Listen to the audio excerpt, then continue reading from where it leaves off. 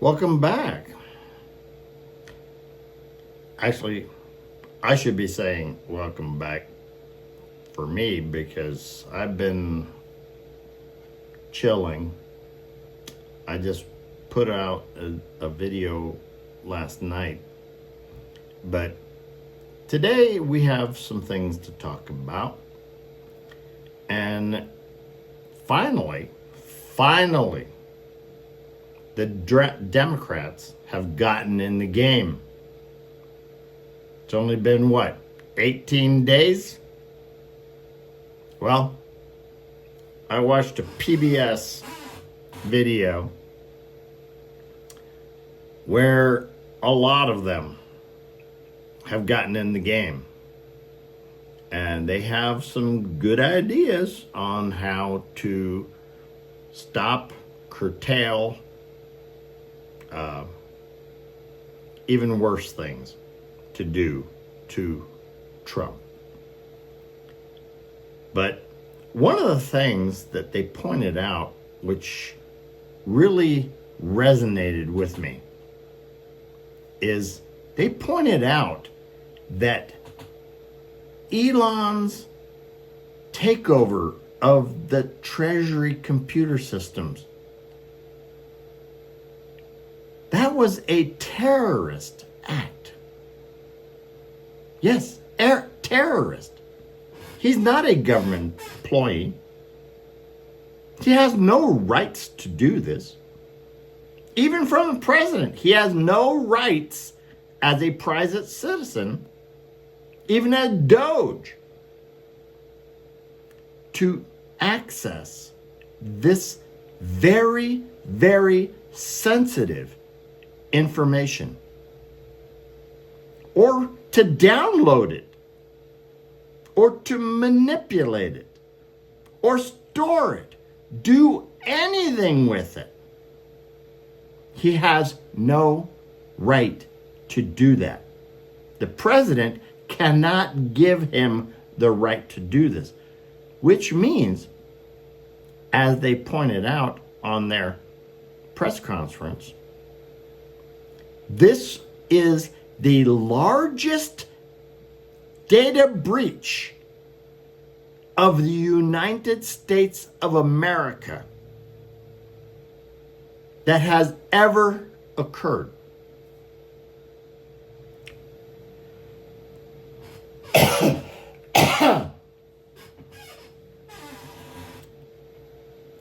Which, never really occurred to me, but it's true. Him accessing a government computer system that is highly, I wouldn't say classified, but it's not information that people should have easy access to. It should be very protected, which it was. Only certain people who have gone through a lot of, background checks and everything have access to a Treasury computer system. And yet, he was able to get access. And we don't know what he did with the data. They downloaded it? Who knows? Did they filter it? Well, that would take a time. I mean, that's a lot of data, right? But we don't know, just like a hacker, like any hacker that hacked into a computer system, we don't know what he got.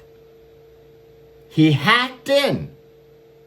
And the reason I use hacked is because he had no authorized access to that information. So this was the largest data breach in U.S. history. He got Social Security numbers, home addresses. He even got your bank routing numbers. If you have a tax return sent by the IRS that deposits in your checking account, now they have access to your checking account. If you have your Social Security check deposited, they got access. Right? So they got a lot of very sensitive information about you, where you live, your phone number, everything you've given the government for your taxes, for any programs that, maybe you're a VA veteran, right? Maybe you're on food stamps. Maybe you're getting Social Security, maybe you got a tax return. They got all of that information. Elon Musk needs to be arrested, tried in a federal court, right? And then put in jail. Because there's no excuse. There's no excuse that I can think of that would give him an out. None. Now we have the chaos theory, right? Which is why I needed to take a break. I mean, so much stuff was coming out every single day. There's no way I could, even talk about it because I couldn't even get enough information to talk about it. Even the news didn't have enough information to talk about it. That's chaos theory. And this was invented by the fascist Nazi GOP. Right? And they're not the first ones. Hitler invented this. Right? And other fascists who have taken power around the world use the same thing. Chaos theory means you have to do so many things every day that the news media can't keep up. The people can't even keep up with what's happening, right? They may, focus on one thing in the news while you got two others that you got away with. And then tomorrow, they can't even focus on those things because now you have 3 more things that they have to focus on because you did 3 more illegal things. That's chaos theory. And guess what's happening? Ever since day 1 of his presidency, he's been nothing but chaos, chaos, chaos. Every day, more chaos. That's why I did a video on impeaching him. There is no way that he could do all these things and not have them be illegal. At least half of them would be illegal. Half. Maybe more, but at least half. Yeah. Now, the Democrats, they're the minority. They have a limited amount of things that they can do. And they're working on those. Yeah. Including impeachment. Now, they can't do impeachment. They can write up the papers. Maybe they, eventually they can get a couple, fascist Nazis to join them. But without that, they have nothing, right? But at least they're working on it. And impeachment is just a very small thing because they, like I said, they can't do that without some GOP. But there are a lot of things they talked about in the video press conference that they are doing.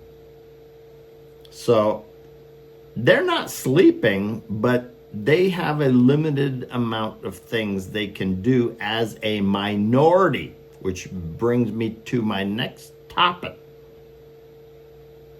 If any Democrat sits out the midterms and doesn't vote for every single Democrat on the ballot, you're a fascist Nazi. I mean, there's no other way to see it, right? You're either Democrat or fascist Nazi. If you don't vote, and say, oh, I'm not going to vote. Well, you're a fascist Nazi. But I didn't vote for them. Yes, you did.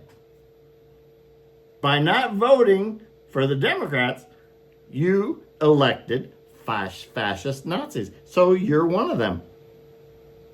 Don't sit out the next election. That is one of the most important elections we have since the last most important election that, most of the people fell for the fools, the idiots. Oh, he's not going to deport me. I have a job. I work here. I have a family here. Yeah, here's the door.